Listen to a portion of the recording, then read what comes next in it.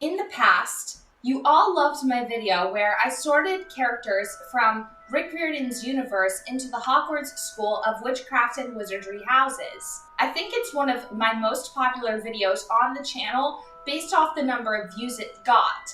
Over 200 views, which blows my mind. So today, I decided to have some fun and bring you guys a video that came to mind upon rereading the Twilight Saga. We all know there's plenty of fan fiction out there that crosses the worlds of Harry Potter and Twilight over. Hell, there are memes about it making fun of Twilight and propping up Cedric Diggory, who was Rob Pattinson's character in the fourth movie installment of Harry Potter, which helped get his foot in the door to audition for Twilight in the first place.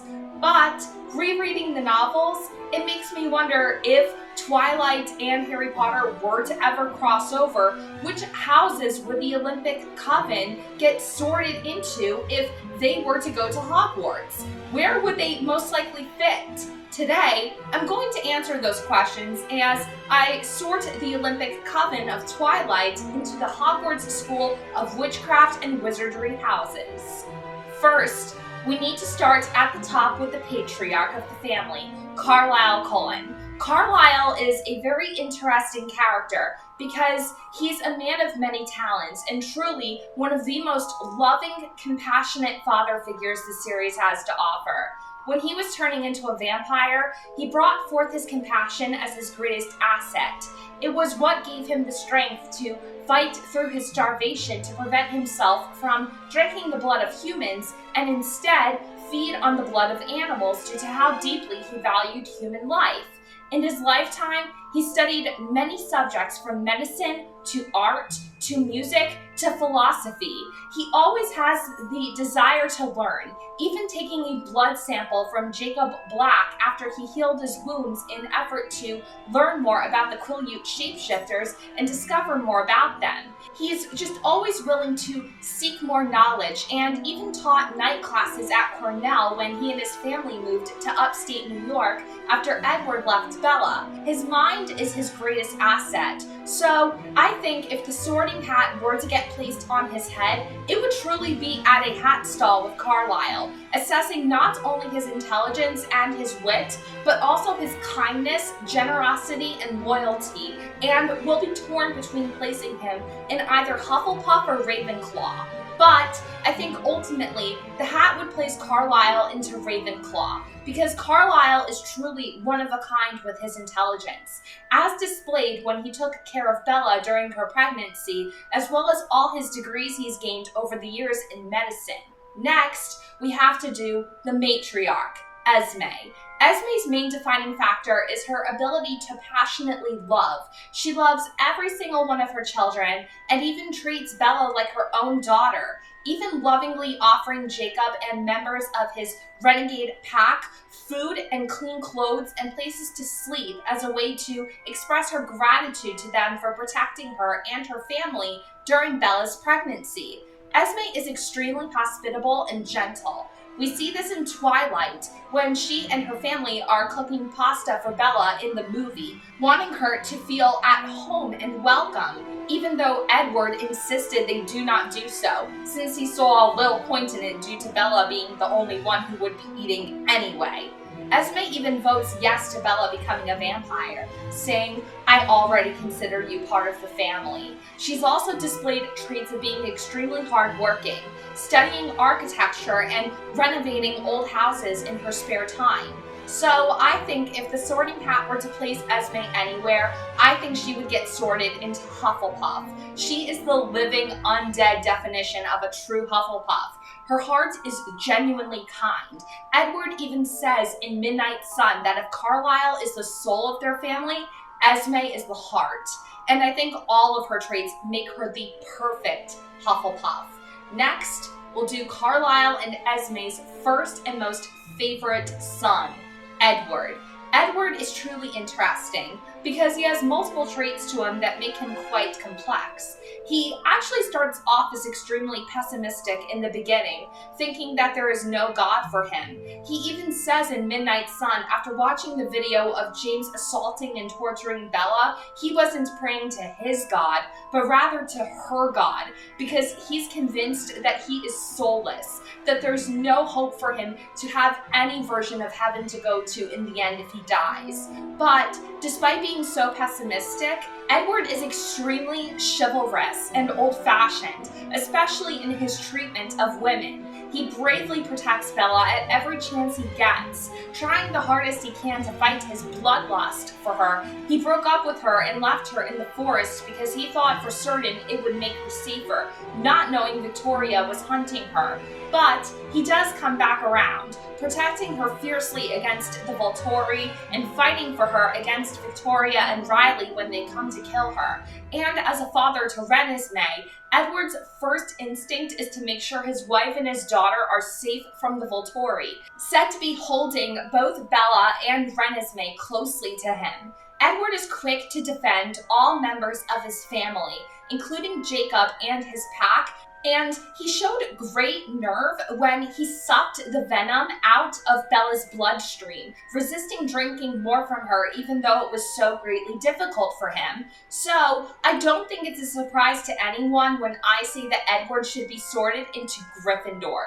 He's courageous, chivalrous, and daring, with a heart that is truly filled with goodness, and he does everything with good intentions.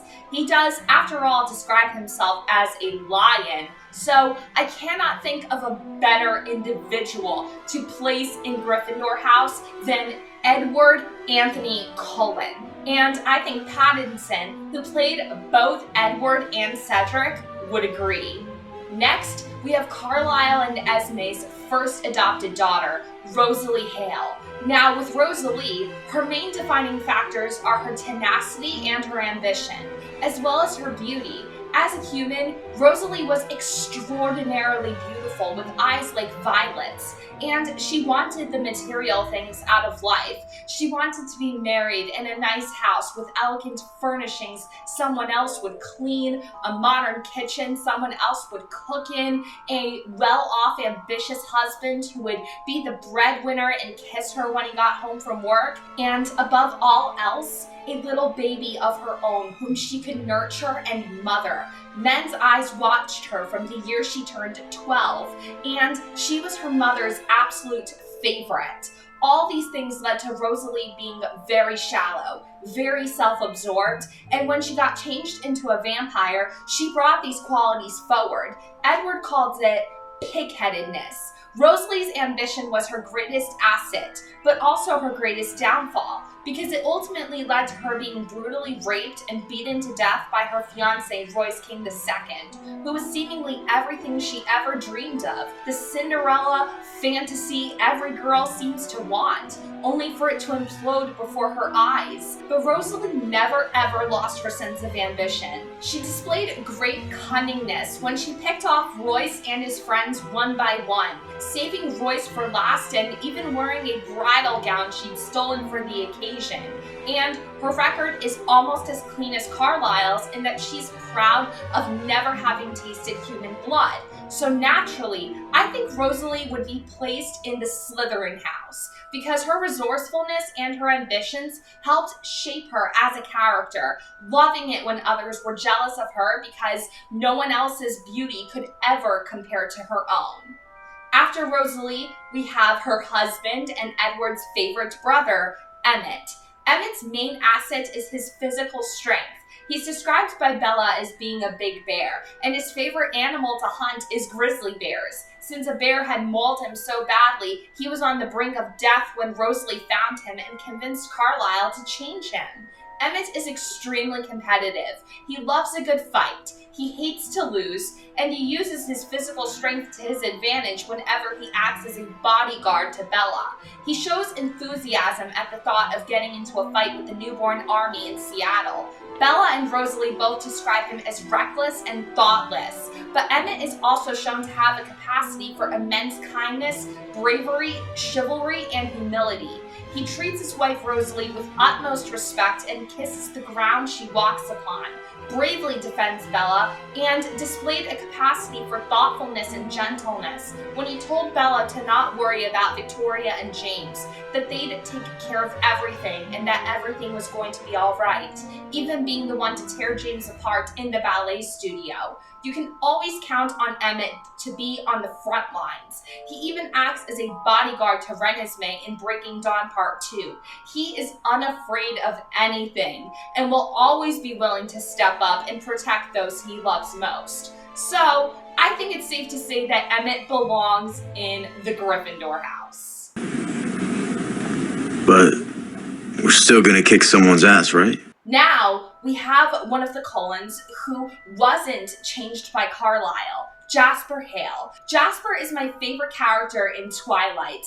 I've explained why in my video where I talked about how he plays against modern day beauty expectations. Jasper's interesting because he shows many different qualities throughout the books: empathy for those around him, a lack of self-control, bravery, intellect, and ambition. But his biggest quality is his ambition, and it's his best notable quality overall. Jasper was described in his human life as charismatic. People always liked him and listened to him. It was what led to him joining the Confederate Army underage. As he says in the movie Eclipse, This happened during the Civil War?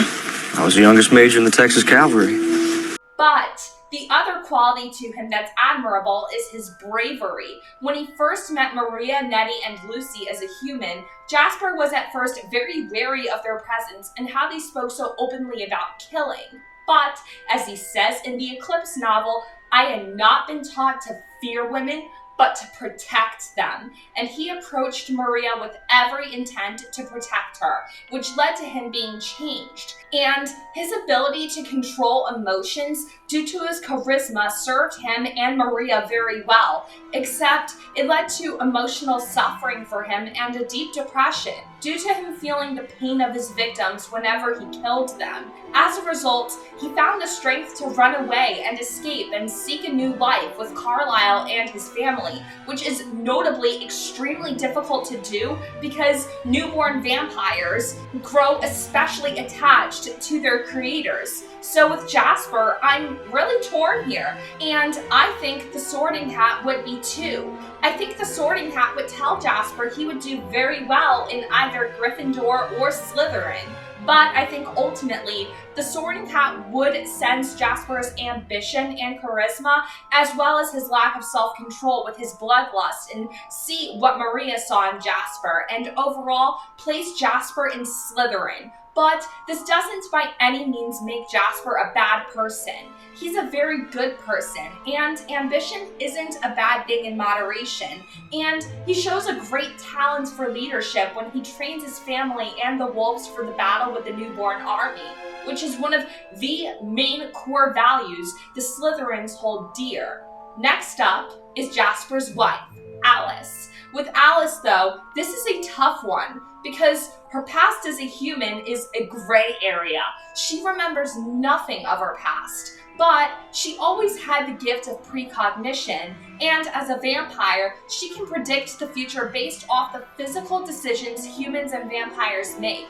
And she uses this gift to her advantage, predicting the stock market and bringing a great deal of wealth to her family because of this. She also has this desire to learn. She wants to live various human experiences vicariously through Bella, using Bella as a life-size paper doll and loving dressing her up and throwing over-the-top parties, while also having various degrees in fashion design and even had full control over planning Bella and Edward's wedding. from selecting Bella's wedding dress, to doing her makeup, to selecting Bella's most favorite flowers. She knew that Bella would be far happier if she had a traditional wedding rather than going off to Las Vegas, because it would allow Bella to share her beginning of her forever with Edward and her family and friends. And it did overall make Bella so much happier. Alice's intuitiveness and insight make her incredibly smart, and she's extremely creative and artsy. So I think if the Sorting Hat were to place her anywhere, it would sort her into Ravenclaw. Now, we're going to do the star of the Twilight Saga, Bella Swan. Bella is, in my opinion, a very underrated and overly criticized character in Twilight because many complain about her being the one to cook and do the laundry for her father. But what people fail to realize is that Bella is so used to taking care of everyone else around her rather than others taking care of her. She knows how to fend for herself, and she displays multiple character traits that actually make her very complex. She's extremely smart. She outsmarted Alice and managed to keep Alice from seeing her in her visions when she rushed to her old ballet studio to save her mother. She's also remarkably selfless, telling Edward she doesn't care that he's a vampire. She only cares about what kind of person he is on the inside, and she sees that his heart is good and true. And like I said, she selflessly took care of both her mother and her father, and she selflessly went off to try saving her mother from James. She says in the prologue of Twilight, "Surely it was a good way to die, in the place of someone else, someone I loved, noble even. That ought to count for something." In Eclipse, she cut her arm with a stone to let her blood spill when she thought Edward was about to get killed by Riley and Victoria. She raced across the globe to save Edward, throwing herself into him to try keeping him out of the sunlight in Italy. And she bravely and selflessly faced death again when she gave birth to her and Edward's daughter. Bella also displays a great amount of nerve, and in Breaking Dawn Part 2, she uses her private mind to her advantage by projecting her mental shield to protect the members of her family during the battle. Bella is so incredibly strong and so brave, but also so hardworking and compassionate, as shown in her schoolwork and how she takes care of everyone around her. So I think the Sorting Hat will be very torn with her. It would tell her, "You're very difficult, so humble, so hardworking, but also brave, full of nerve. But where to put you?" It would for sure stall between Hufflepuff and Gryffindor for Bella, but I think ultimately the hat would place Bella Swan into Gryffindor.